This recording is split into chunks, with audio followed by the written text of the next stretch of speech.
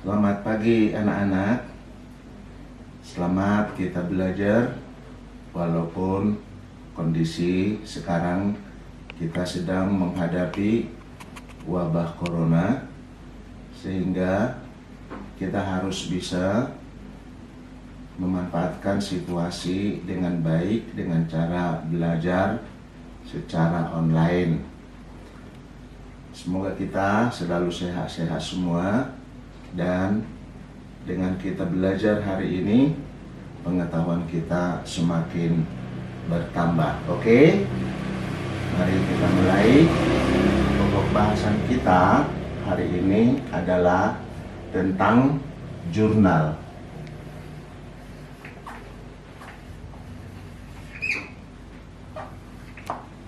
Pokok bahasan kita adalah tentang jurnal. Nah, pertama selalu kita mulai dengan konsep yang benar. Jurnal. Nah, jadi dari berbagai sumber literatur yang kita bisa baca, bermacam-macam penyebutan jurnal dengan gaya bahasa masing-masing penulis. Nah, oleh karena itu, supaya kita punya konsep satu, maka kita sepakati untuk menyimpulkan dari berbagai pengertian yang disebutkan oleh para pengarang akuntansi. Ya, kesimpulan, bukan berbeda makna. Ya, jurnal adalah buku yang mencatat bukti-bukti transaksi yang terjadi setiap hari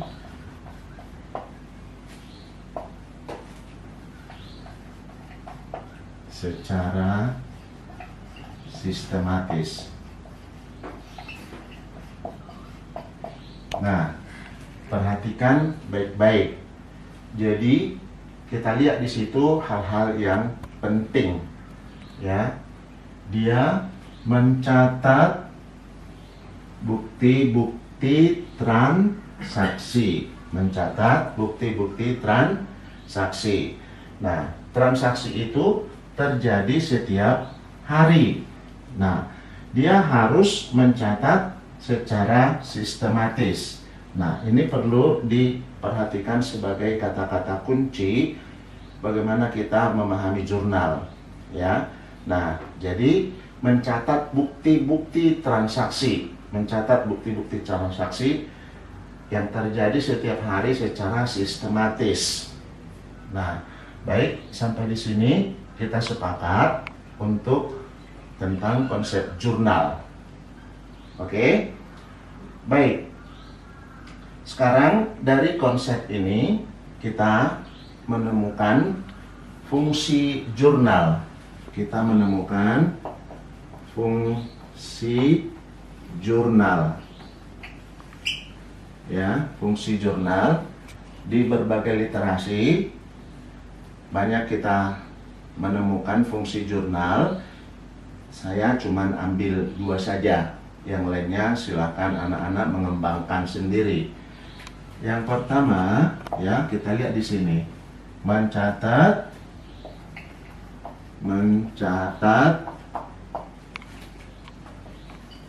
bukti transaksi. Ya, tadi saya bilang saya hanya ambil 2, ya. Saya hanya ambil 2 yang kita butuhkan untuk langsung nanti kita praktekkan. Yang kedua itu adalah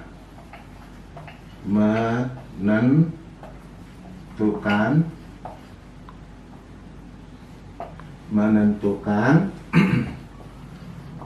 rekening mana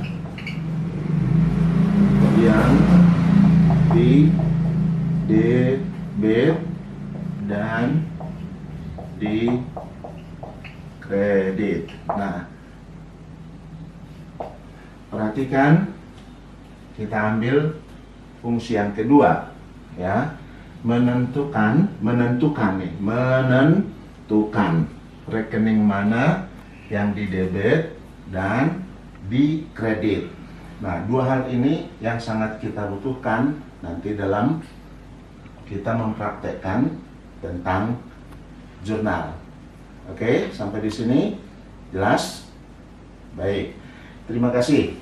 Nah, sekarang kita akan terjemahkan nanti ke dalam bentuk proses, ya. Kita akan terjemahkan dalam bentuk proses yang membantu cara kita memahami jurnal.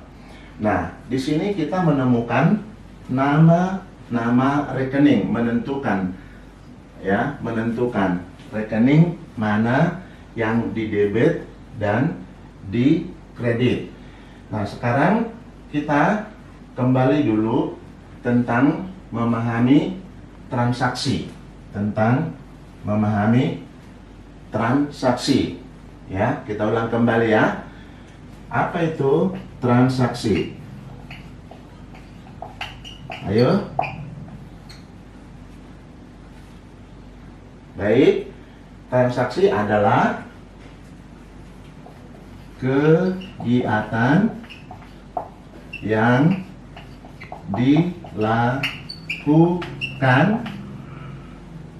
oleh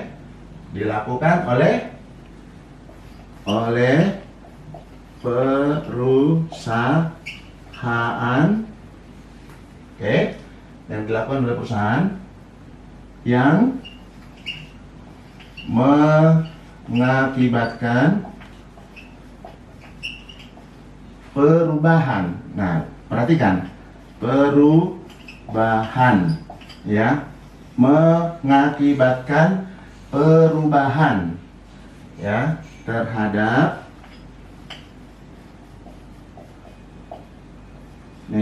harta, ya, harta, utang, dan modal. Oke. Nah, sekarang kita menemukan ada tiga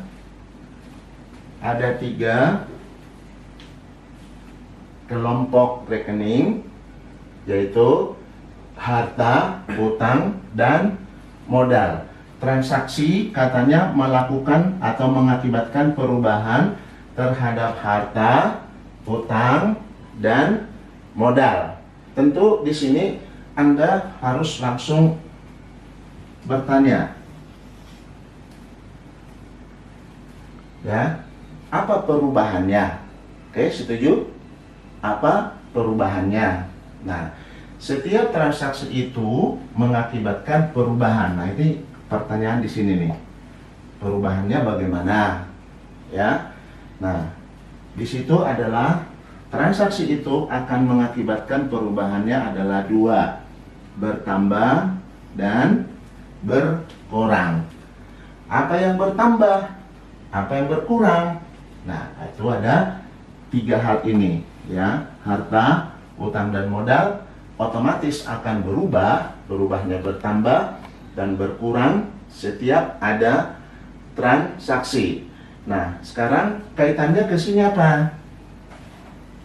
Kaitannya apa?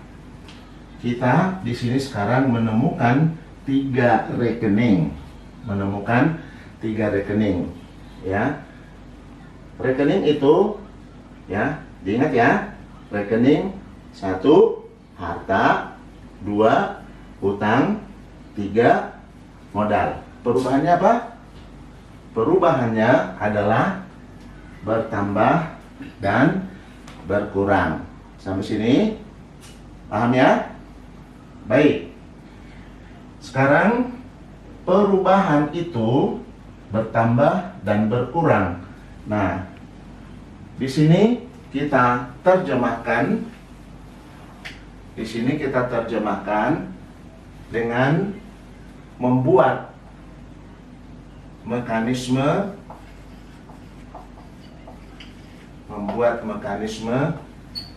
jurnal. Nah, sebelum kita melakukan mekanisme jurnal, ya, posisi daripada perubahan itu kita melihatnya di laporan neraca. Di laporan neraca, yaitu bentuk T. Laporan neraca bentuk T. Yang di sini posisi sebelah kiri itu adalah posisi debit, sedangkan sebelah kanan itu adalah posisi kredit. Nah, karena ini merupakan sistem akuntansi, artinya proses akuntansi itu diprogram sedemikian, jadi sama untuk seluruh pengguna akuntansi di seluruh dunia. Nah, jadi sistemnya sekarang kita harus pahami, yaitu posisi neraca ada dua, sisi debit dan sisi kredit. Nah, kemudian penempatannya di sisi debit itu kita untuk harta, sedangkan di sisi kredit untuk utang dan modal. Nah, kita kaitkan kemari perubahan, bertambah dan berkurang. Jadi posisi harta ada di debit, sedangkan utang dan modal ada di kredit. Maksudnya adalah harta itu diperoleh dari utang dan modal. Inilah yang kita pelajari kemarin dalam persamaan akuntansi. Oke ya, ingat ya. Jadi harta berasal dari kekuatan sendiri, namanya modal, kemudian dengan utang. Jadi di situ kita ingat ada proses persamaan akuntansi, harta itu pasti sama dengan utang dan modal. Tetapi sekarang kita adalah bicaranya di jurnal. Nah, sekarang dari perubahan yang diakibatkan oleh transaksi adalah bertambah dan berkurang, maka kita menemukan mekanisme jurnal, ya, jika ini kita hapus bisa ya. Yuk, kita hapus dulu.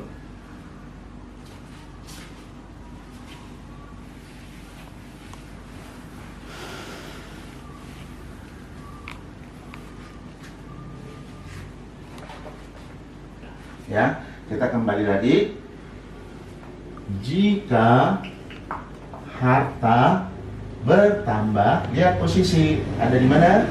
Nah, kita tempatkan di debit. Nah, bagaimana kalau berkurang? Otomatis karena cuma ada dua posisi di sistem akuntansi, tentu menjadi di sebelah kredit. Maka jika harta berkurang, kita taruh di kredit. Sekarang bisa kita terjemahkan dong, bagaimana kalau posisi utang, ya. Jika utang bertambah, ayo lihat tempatnya di mana? Sebelah kredit. Otomatis kalau dia berkurang ada di sebelah debit. Kalau gitu kamu udah bisa simpulkan bagaimana tentang modal. Oh iya, betul, sama dengan utang. Berarti modal bertambah ada di sebelah kredit, berkurang ada di sebelah debit. Baik, sampai di sini jelas ya? Oke, terima kasih. Semakin pintar kalian untuk memahami jurnal. Ini bisa kita hapus ya? Kita hapus.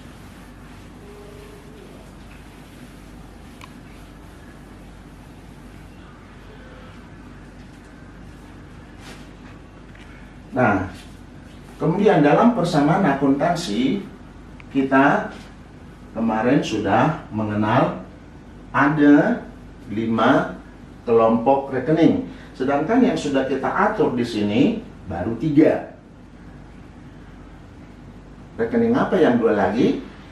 Ayo, rekening apa?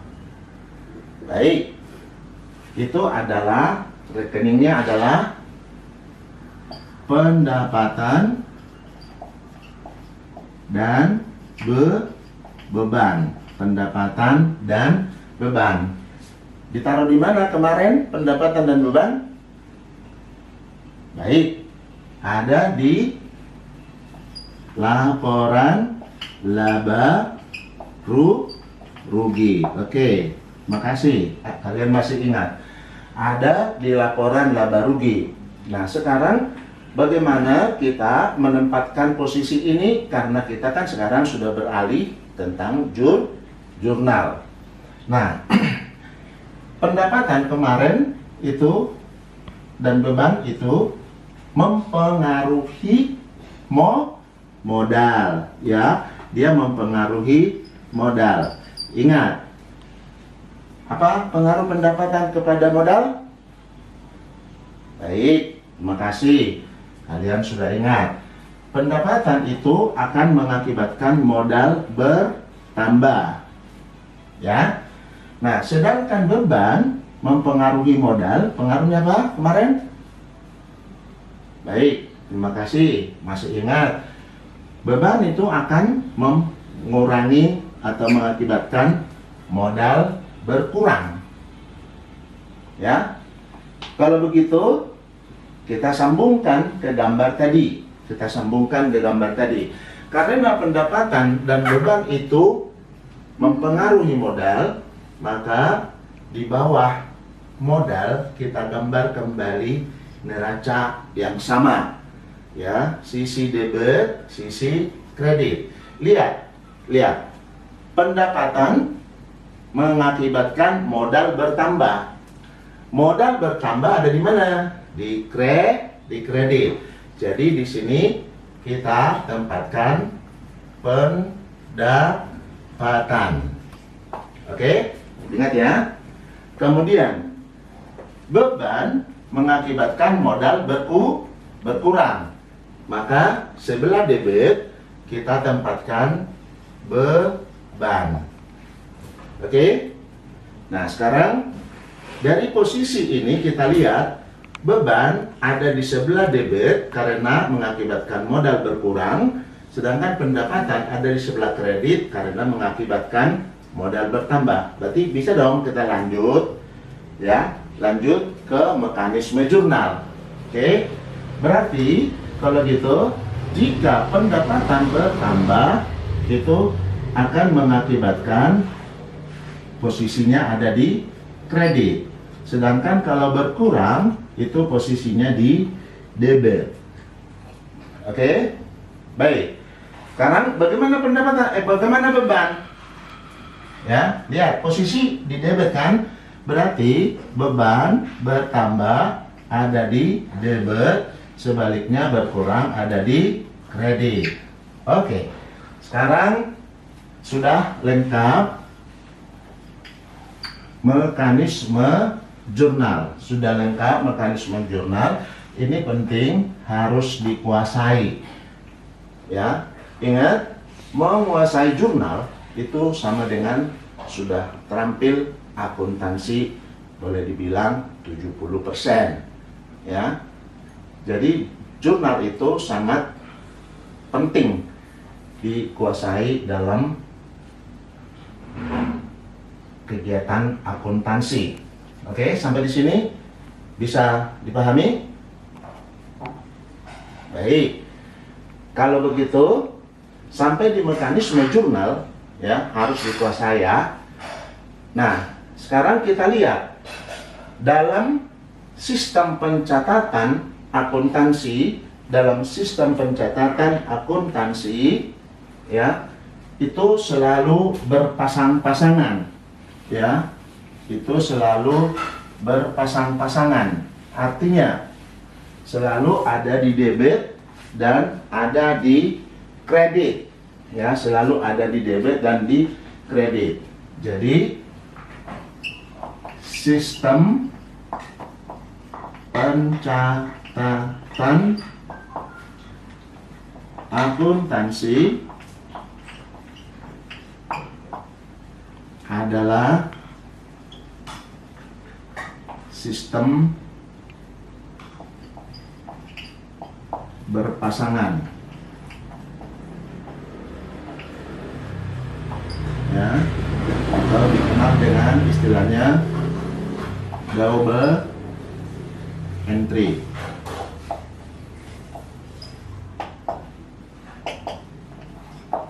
Nah, karena dia selalu berpasangan, ya, selalu berpasangan, maka di fungsi nomor 2 tadi, masih ingat kan?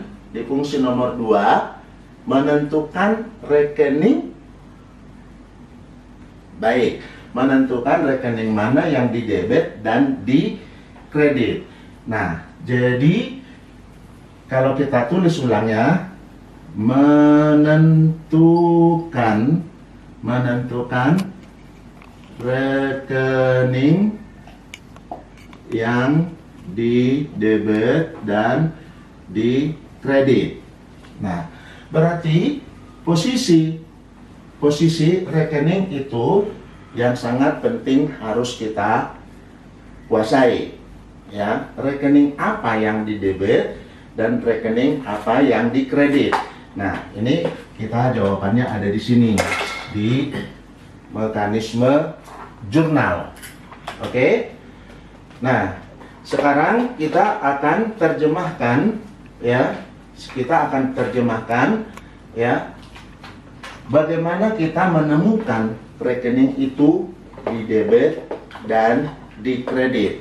Bagaimana kita menemukan rekening itu di debit dan di kredit, ya. Nah, itu kita bisa melakukan analisa transaksi. Kita bisa melakukan analisa transaksi. Oke, Bapak akan berikan satu contoh. Kita akan berikan satu contoh. Misalkan tanggal 5 Mei, Tuan Maju mendirikan perusahaan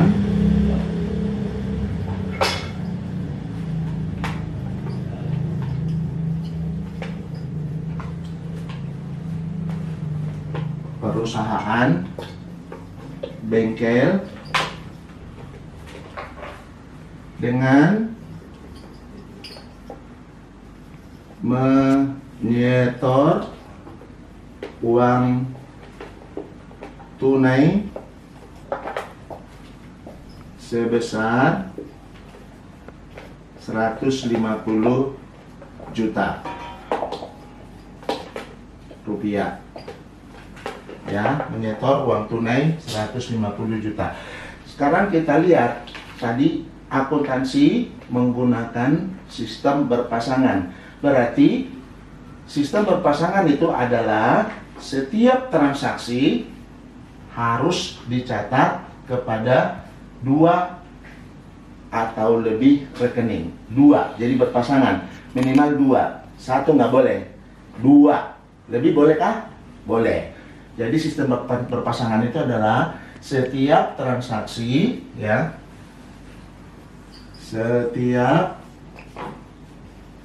transaksi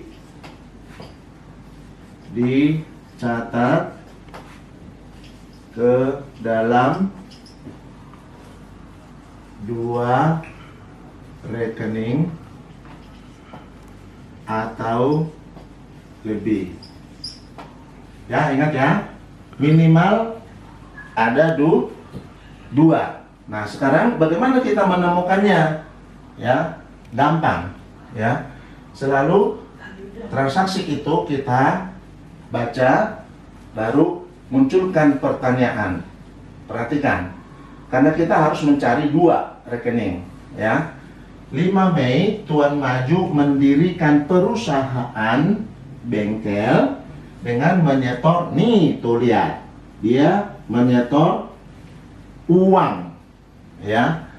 Uang itu adalah harta. Uang itu adalah harta. Nah, kebetulan disebutkan harus nama rekening kan? Nah, jadi dia adalah harta, tapi kan kita sebut tadi nama rekening kan. Nah, ini nama rekeningnya kas. Oke? Ingat ya, kas. Nah, kemudian cari pasangannya gimana? Tanya aja, dari mana uang itu? Dari mana uang itu? Ayo, dari siapa? Ya, dari Tuan Maju sebagai pemilik. Apa-apa yang dari pemilik itu namanya modal. Oke?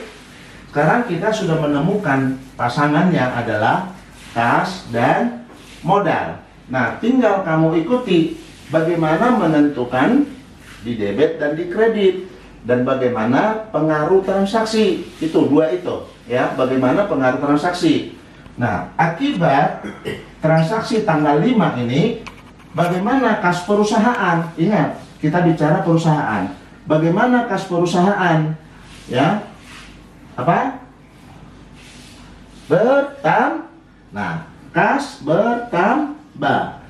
Nah, sekarang bagaimana modal perusahaan? Bagaimana? Iya, dua-duanya bertambah ya. Jadi analisis daripada transaksi tanggal 5 adalah harta berupa kas bertambah dan modal bertambah. Karena menempatkan posisi. Kas itu kan harta bertambah di mana? Di debit. Berarti kas bertambah di debit, modal bertambah di mana? Lihat modal. Nih, modal bertambah di mana? Di kredit. Nah, sampai di sini tentang analisis transaksi. Jadi seperti itu contohnya ya. Jadi selalu ingat harus ketemu minimal 2 rekening. Oke, baik. Saya kasih satu lagi contoh. Ya. Ayo anak cerdas harus cepat-cepat mengambil kesimpulan dari contoh yang sudah Bapak kasih. Ya. Sekarang saya tulis transaksi yang berikutnya, tanggal 6. Ya. Dibeli perlengkapan seharga 10 juta. 10 juta rupiah. Dibeli perlengkapan. Nah, tadi kalau setiap kita menganalisa selalu menemukan, harus dapat menemukan 2 rekening. Nah, selalu mulai dari pertanyaan. Pertanyaannya, apa yang dibeli? Apa? Nih, perlengkapan. Ketemu kan? Nah, sekarang perlengkapan itu adalah harta. Pengaruh transaksi terhadap perlengkapan adalah, iya, pintar, bertambah. Pertanyaan berikutnya untuk cari pasangannya, bagaimana membelinya? Dia tunai. Ini tunai. Berarti ini adalah kas. Oke? Nah, kas kan digunakan. Berarti kasnya bagaimana? Berkurang. Oke, benar. Berkurang. Jadi kita menemukan sekarang 2 rekeningnya adalah perlengkapan dan kas. Ayo, tentukan posisi. Perlengkapan itu harta. Bagaimana? Bertambah. Berarti di mana? Di debit. Oke? Sekarang kas juga harta. Harta bagaimana? Berkurang. Berarti ini posisi di kredit. Oke. Nah, sampai di sini anak-anakku semua, materi kita tentang mengantar atau pengantar jurnal ya. Semoga anak-anak kami semua bisa berlatih lebih giat. Jadi kesimpulan yang bisa kita lihat sekarang adalah 1, tentang mekanisme jurnal, Kemudian yang kedua, menganalisis transaksi untuk menentukan pengaruh daripada setiap transaksi terhadap rekening, dan kemudian menentukan posisi rekening apakah di debit dan di kredit. Oke, salam kecerdasan. Dengan belajar akuntansi, kita mampu mengelola keuangan perusahaan. Dengan kemampuan kita mengelola perusahaan, yakin perusahaan kita akan bertumbuh pesat. Dengan keteraturan pengelolaan keuangan, maka terjadi efisiensi dan juga cara penanganan keuangan yang tepat itu sangat dibutuhkan untuk perusahaan. Mari kita sambut dengan tepuk tangan. Selamat anak cerdas.